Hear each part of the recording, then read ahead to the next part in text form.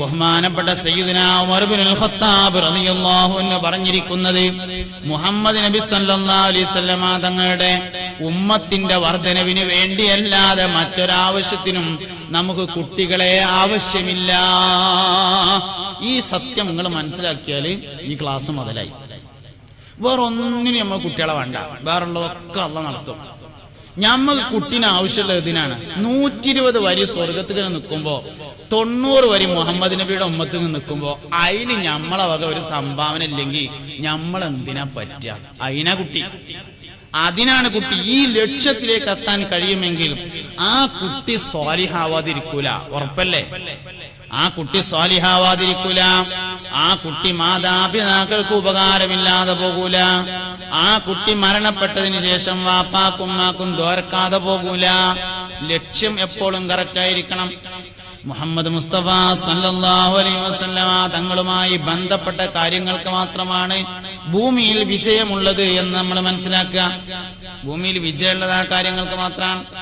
അതുകൊണ്ട് എല്ലാ വിഷയവും നബി തങ്ങളുമായി കണക്ട് ചെയ്യാൻ നമുക്ക് കഴിയണം. അത് വളരെ പ്രധാനപ്പെട്ട ഒരു കാര്യമാണ്. മക്കളും അതിലേക്കാണ്, കല്യാണം അതിലേക്കാണ്, എല്ലാ വിഷയവും അതിലേക്കാണ്. മുഹമ്മദ് നബി സല്ലല്ലാഹു അലൈഹി വസല്ലമ തങ്ങളിലേക്കുള്ള സമർപ്പണമാണ്.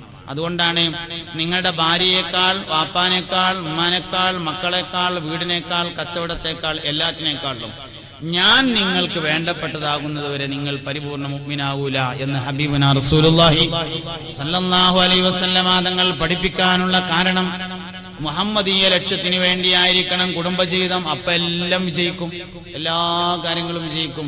ഇല്ലെങ്കിൽ എല്ലാ വിഷയവും പരാജയപ്പെടും.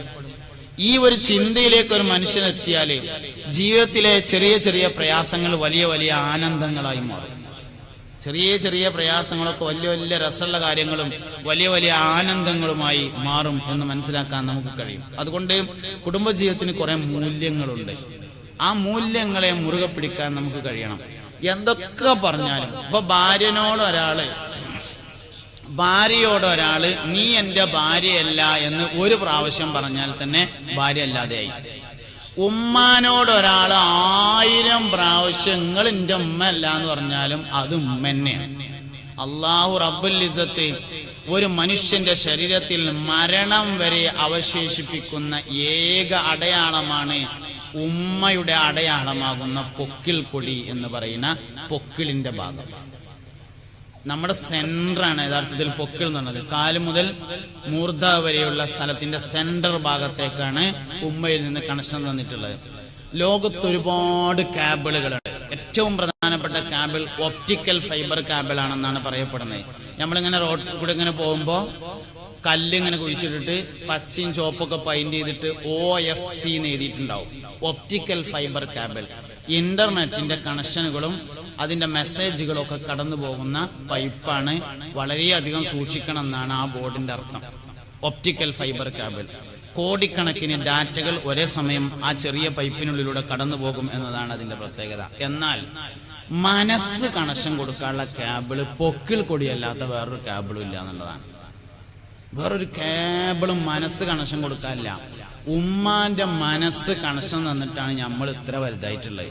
ഒരു കാര്യം നമ്മൾ മനസ്സിലാക്കണം. എല്ലാം ഒരു പെണ്ണ് തന്റെ ആഗ്രഹങ്ങൾ വരെ കുട്ടിക്ക് വേണ്ടിയിട്ടാണെന്നാണ്. എല്ലാ ആഗ്രഹവും. ഒരു കുട്ടി ഉമ്മാന്റെ ഗർഭപാത്രത്തിൽ ഇരിക്കുന്ന സമയത്ത് ഉമ്മാക്ക് തോന്നും 2 അച്ചിപ്പുളിങ്ങ കിട്ടിയാൽ തിരക്കുണ്ടായിരുന്നില്ല എന്ന് തോന്നുകയാണെങ്കിൽ കുട്ടിയുടെ വളർച്ചയ്ക്ക് സിട്രിക് ആസിഡ് ആവശ്യമുണ്ട് എന്നാണ് അതിന്റെ അർത്ഥം. സിട്രിക് ഒരു ഉമ്മാക്ക് ഇങ്ങനെ ഗർഭമുള്ള സമയത്ത് 2 ഇല മുരിങ്ങന്റെ ഇല എവിടുന്ന കിട്ടുക എന്നിങ്ങനെ പറയുകയാണെങ്കിൽ വിറ്റാമിൻ സി കുട്ടിയുടെ വളർച്ചയ്ക്ക് ആവശ്യമുണ്ട് എന്നാണ് അതിന്റെ അർത്ഥം. ഉമ്മയുടെ ആഗ്രഹങ്ങൾ വരെ നമുക്ക് വേണ്ടിയായിരുന്നു. അങ്ങനെ നമ്മൾ ഉമ്മാന്റെ വയറ്റിൽ വളർന്നു വന്നു. 2 മനുഷ്യന്മാരിങ്ങനെ അടുത്തിരിക്കുകയാണെങ്കിൽ തോളിൽ ഇങ്ങനെ അരമണിക്കൂർ കൈയിട്ടിരുന്നാൽ മെല്ലെ കൈയെടുത്തുകൊണ്ട് താഴത്തേക്ക് വെച്ചു കൊടുക്കും. കാരണം അരമണിക്കൂർ നമ്മൾ തോളിൽ ഒരാൾ കൈയിട്ടിരിക്കുന്നത് വരെ നമുക്ക് ഇഷ്ടമല്ല. അങ്ങനത്തെ നമ്മൾ ഉമ്മാന്റെ വയറ്റില് താഴെ ഇറങ്ങാതെ 9 മാസം ഇരുന്നിട്ടുണ്ട് എന്ന് ആലോചിച്ചാൽ എല്ലാ പ്രശ്നവും തീർന്നു. 9 മാസം ഇരുന്നിട്ടുണ്ട്. എല്ലാവരും കല്യാണത്തിന് പോകുമ്പോൾ ഉമ്മാക്ക് കല്യാണത്തിന് പോകാൻ പറ്റിയിട്ടില്ല. എല്ലാവരും ബിരിയാണി തിന്നപ്പോൾ ഉമ്മാക്ക് ബിരിയാണി തിന്നാൻ പറ്റിയിട്ടില്ല. എല്ലാവരും അവരുടെ എല്ലാ ആഗ്രഹങ്ങളും നിർവഹിച്ചപ്പോൾ ഉമ്മാക്ക് അത് പറ്റിയിട്ടില്ല. ജീവിതത്തിലെ പല രാത്രികളും ഉറങ്ങാൻ പറ്റിയിട്ടില്ല. അങ്ങനെ നമ്മളെ സ്നേഹിച്ച് വളർത്തുന്നതാണ് ഉമ്മ. ഉമ്മാക്ക് പകരം വെക്കാൻ ഉമ്മയല്ലാതെ വേറൊന്നുമില്ല. ഉമ്മക്ക് പകരമായിട്ട് വേറൊന്നുമില്ല. അത് ഉമ്മ മാത്രമേ ഉള്ളൂ. ഈ ലോകത്ത് മുറിയാത്ത ഒരു ബന്ധമുണ്ടെങ്കിൽ അത് ഉമ്മയോടുള്ള ബന്ധമാണ് എന്ന് മനസ്സിലാക്കാൻ നമുക്ക് കഴിയണം. അത് ഏറ്റവും പ്രധാനപ്പെട്ട ഒരു കാര്യമാണ്. ആ ബന്ധം പോയാൽ അള്ളാഹുവിനോടും റസൂലിനോടുമുള്ള ബന്ധം പോകും. അത് വളരെ പ്രധാനപ്പെട്ട ഒരു കാര്യം. നമുക്ക് ലോകത്തെ എല്ലാ വിഷയത്തിലും തർക്കാണ്. കൈ എവിടെ കെട്ടേണ്ടത്, കുനൂത്ത് ഓതണോ, തറാവി എത്ര റക്അത്താ, അള്ളണ്ട് എന്നുള്ള വിഷയത്തിൽ മാത്രം ഒരു സംശയവും ഇല്ല. എന്തേ കാരണം? അത് ഉമ്മ പറഞ്ഞതാണ് എന്നുള്ളതാണ് സംശയമില്ലാത്തതിന്റെ കാരണം. ഉമ്മയാണ് നമുക്ക് അള്ളാനെ പറ്റി പറഞ്ഞു തന്നിട്ടുള്ളത് എന്നുള്ളതാണ്. ഉമ്മയും നമ്മളും തമ്മിലുള്ള ബന്ധം എന്ന് പറയുന്നത് അതാണ്, ഒരിക്കലും മുറിയാത്ത ബന്ധം. ആ ബന്ധം നമ്മൾ മുറിച്ചാൽ പിന്നെ എല്ലാം കഴിഞ്ഞില്ലേ, എല്ലാം കഴിഞ്ഞല്ലോ. അതുകൊണ്ട് ഉമ്മയോടുള്ള ബന്ധം, വാപ്പയോടുള്ള ബന്ധം, കുടുംബത്തോടുള്ള ബന്ധം കാത്തു സൂക്ഷിക്കാൻ നമുക്ക് കഴിയണം. നമ്മൾ വേറൊരാളെ പറ്റിയിട്ടല്ല ചിന്തിക്കേണ്ടത്. ഞാൻ ഈ പറഞ്ഞ കാര്യം എന്താ വെച്ചാൽ, ഇങ്ങനെയൊക്കെ പറയുമ്പോഴും ഞാൻ ശ്രദ്ധിക്കായിട്ടല്ലല്ലോ ഓര് ശ്രദ്ധിക്കായിട്ടാണ് എന്നല്ല നമുക്ക് തോന്നുക. അതൊരു തെറ്റായ ധാരണയാണ്.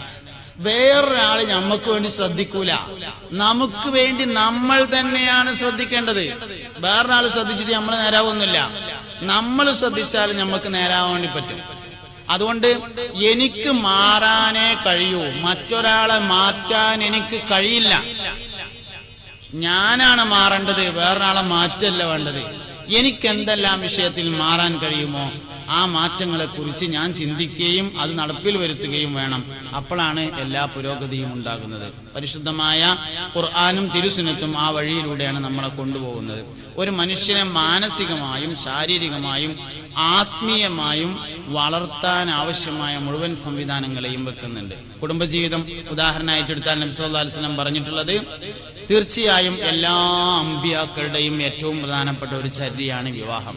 എന്റെയും ചര്യയാണ് വിവാഹം. അതുകൊണ്ട് എന്റെ ചര്യയെ നിലനിർത്താൻ ഉദ്ദേശിക്കുന്നവർ അവർ വിവാഹം ചെയ്ത് ജീവിച്ചു കൊള്ളട്ടെ എന്നാണ്. ചരിത്രത്തിൽ അറിയപ്പെടുന്ന ഒരുപാട് കല്യാണങ്ങളുണ്ട്. സയ്യിദുന ആദം അലൈഹിസ്സലാമും ഹവ്വ ബി റളിയല്ലാഹു അൻഹയും തമ്മിലുള്ള വിവാഹം, നബിയും ഖദീജ ബിയും തമ്മിലുള്ള വിവാഹം, നബിയും ആയിഷ ബിയും തമ്മിലുള്ള വിവാഹം, അതിനു മുമ്പ് തന്നെ കഴിഞ്ഞു പോയ ഒരുപാട് കല്യാണങ്ങൾ. ബഹുമാനപ്പെട്ട ഇബ്രാഹിം നബി അലൈഹിസ്സലാം ഹാജറ ബിയെ വിവാഹം ചെയ്ത്, സാറാ ബിയെ വിവാഹം ചെയ്ത്, ചരിത്രത്തിൽ ഒരുപാട് കല്യാണങ്ങളെ പരാമർശിക്കപ്പെട്ടിട്ടുണ്ട്. അതുകൊണ്ട് അതിൽ നിന്നെല്ലാം പാഠം ഉൾക്കൊണ്ട് നല്ല കുടുംബജീവിതം.